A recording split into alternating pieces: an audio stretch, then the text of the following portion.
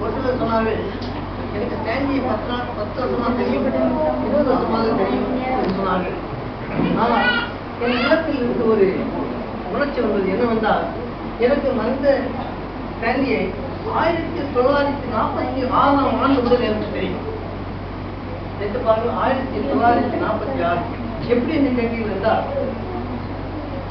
மறைமுகமான ஸ்டான்லியை நான் மாப்பிள்ளை நான் கூப்பிடுவேன். ஸ்டான்லியுடைய தாயார் என்னுடைய தந்தையின் தங்கை. அப்படி என்றால் எங்களுடைய உறவு எப்படி இருக்கும் என்று நினைத்துக் கொண்டிருக்கிறேன். ஒவ்வொரு வருடமும் நாங்கள் திருப்பிள்ளையாக இருக்கும் பொழுது நாங்கள் எப்போது சம்மர் வெக்கேஷனுக்கு பெரிய லீவுன்னு சொல்லுவோம். அந்த சம்மர் வெக்கேஷனுக்கு எங்க மாமா, எங்க அத்தை, அவங்க பிள்ளைகள் எல்லோரும் வருவாங்க. அதுக்கு சாட்சியாக இருக்கிறார்கள் எல்லோரும். நாங்கள் அந்த காலத்தில் நாங்கள் பட்ட சந்தோஷங்கள் எப்படி இருந்து தெரியுமா? அதை அவ்வளவு சீக்கிரத்தைகளால் மறக்க முடியாது. மாப்பிள்ளை என்றால் மாப்பிள்ளை தான், அண்ணன் என்றால் அண்ணன் தான். அந்த நாட்களை நாங்கள் வெகு சந்தோஷமாக கொண்டாடும். ஏன் அந்த லீவ் முடிகிறது என்று நாங்கள் நினைப்போம். ஆனால் எல்லோரும் பாடசாலை செல்ல வேண்டும், தலையை செல்ல வேண்டும் என்ற காரணத்தால் அந்த லீவு முடிந்தது. அவர்கள் எவ்வளவு அன்புள்ளவர்களாக இருந்தார்கள் என்பது சாட்சியாக ஒரு தடவை என்னுடைய தாயார், அப்பா தள்ளி ஒரு தேங்காய் உடுத்து கொடுக்கிறான்னு கேட்டாங்க. இன்னும் ஏற்றத்தை என்று ரொம்ப உஷாராக எழுப்பி ஒரு தேங்காய் கொடுத்தார்கள். ஒரே விட்டு கை பிரிந்து கொள்ளும். நீங்க எத்தனை பேர் பார்த்துருப்பீங்க, உங்களுக்கு தெரியாது. இந்த கை இடது கை அவங்களுக்கு இந்த வேலை கிடையாது. அது வெட்டுப்பட்டது எங்க வீட்டில் தான்.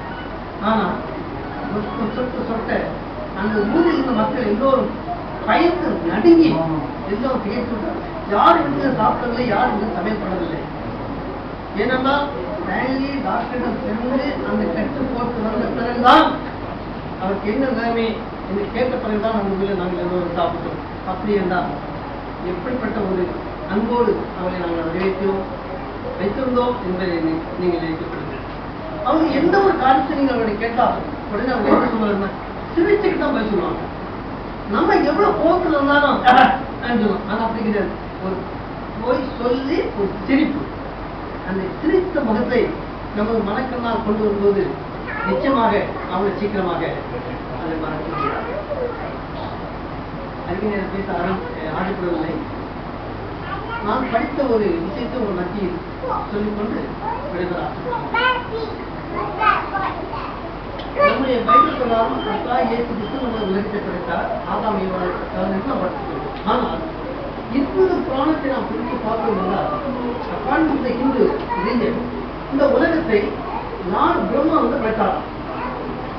அவர் படைக்கும் போது 4 ஜீவசாலைகளை படைத்தாராம். ஒன்று ஒரு மனிதன், ஒரு கழுதை, ஒரு நாய், ஒரு கழுதை. ஒரு கழுதை, மனிதன், கழுதை, நாய், கழுதை, இந்த 4 படைத்தாராம். படைத்து விட்டு அவனை 4 பேர் சொன்னாராம், நான் உங்களுக்காக உலகத்தை எல்லாம் படைத்து விட்டேன், நீங்க சந்தோஷமாக ஒவ்வொருவரும் 40 வருஷம் இவரோட வந்து சந்தோஷமாக இருங்க சொன்னாராம். அப்பொழுது எப்பவுமே நம்முடைய மனிதனுக்கு வந்து எப்பவுமே ஒரு எக்ஸ்பெக்ட் இருக்காது இல்லையா? உடனே இன்னும் திருப்பி போய் லார்ட் பிரம்மாட்ட கேட்டாரா, என்னையா நீங்க எப்படி சொல்றீங்க, திருப்பி சொல்றீங்க, நான் உலகத்தை ஆளக்கூடியவங்க, எனக்கு 40 வருஷம், நாய்க்கு 40 வருஷம், கழுதைக்கு 40 வருஷம், கழுவுக்கு 40 வருஷமா நீ. அப்போ ரொம்ப சொல்றாங்க, நான் போட்ட ஆர்டர் தான், அது எந்த விதமான மாற்றமும் கிடையாது. ஆனால் மற்ற விடயங்கள் வேண்டாம் என்று சொன்னால் அந்த நாட்களில் ஒரு கூட்டி தருகிறேன், நீ போய் அவர்களிடம் எழுதி வாங்கி கொண்டு வா என்று. அப்போது இவரை பிரம்மா டிஸ்கலை உள்ளவருக்கு வந்தாராம். வந்து நாயை பார்த்து, கலையை பார்த்து, கழுகையை பார்த்து சொன்னாராம், நீங்க தான் 40 வருஷம் இருக்க போறீங்களா? இல்லை இல்லப்பா, எங்களுக்கு 20 வருஷம் போதும். சரி, கழுதையும் 20 வருஷம் போதும் சொல்லிவிட்டு, நாய் 20 வருஷம் சொல்லிடுச்சு, கழுதை 20 வருஷம் சொல்லிடுச்சு. அப்ப 20, 20, 40, 40, 60, இவருக்கு ஏற்கனவே 40 இருக்கு. அப்ப 100 வருஷம் தெரியாம இவர் ரொம்ப சந்தோஷமா 40 வருஷம் வாழ்ந்தார். 41 ஆரம்பிச்சு. அது யாருடையது? கல்வி கொடுத்த 20. இங்கே பாருங்க, ஆண்டவர் கிடைத்தார். 40 வருஷங்கள் அவர்கள் சந்தோஷமா தன்னுடைய வாழ்க்கையை அனுபவித்தார்கள். 41வது வருடம் ஆரம்பிக்கும் பொழுது கழுதையின் வயது ஆரம்பமானது. கழுதை என்ன? உங்களை சுமக்கக்கூடிய ஒரு பார்த்து சுமக்கக்கூடிய ஒரு மிருகம். குடும்ப பாரத்தை சுமந்தார்கள். குடும்பத்தில் இருக்க வேண்டிய எல்லா நல்ல காரியங்களும் செய்தார்கள். வெற்றியை கண்டார்கள். 20 வருஷத்தை அவர்கள் கடத்தினார். 60 வருஷம் ஆகிறது. 61வது வருஷம் ஆகுது. அது யாருடைய வருஷம்? நாய் கண்ணாக கொடுத்தனர். இது நாயினுடைய வேலை என்ன? It God's house. வயதான காலத்தில் இந்த வீட்டை காக்க வேண்டும் என்று பிள்ளைகள் எல்லாம் வெளியிலே போனபடி தான் வீட்டிலிருந்து வீட்டை காத்துக் கொண்டிருந்தார்கள். 80வது வயசு வரும்போது 81 ஆகும்போது கழுதையின் வயது, கழுவினுடைய வயது, கழுவுடைய இது உங்களுக்கு தெரியும். வயதான பிறகு மறையும் உச்சத்தில் உட்கார்ந்து தனது இரவையெல்லாம் எடுத்து இல்லையா எடுத்து இது பிரியமே வாலிபராஜ் வரமாக அது நினைக்கும்.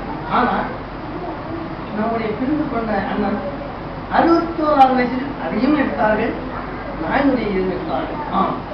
புராணத்திலையும் அவர்கள் தன்னுடைய வாழ்க்கையை நடத்தினார்கள். அப்பேற்பட்ட ஒரு அண்ணனுக்கு ஒரு மாப்பிள்ளைக்கு நாம் எல்லோரும் அவருடைய நாம் சாந்தியரை இல்லாமல் இருந்து வேண்டி அவர்களை விட்டு சென்ற நல்ல காரியங்களை கடைபிடித்து அந்த குடும்பத்துக்கு எந்த ஒரு ஆபத்து வராதவர்களை காத்து அவர்களை வேண்டும் என்று எல்லா வல்ல இறைவனை வேண்டிக் கொண்டு விடைபெறுகிறேன்.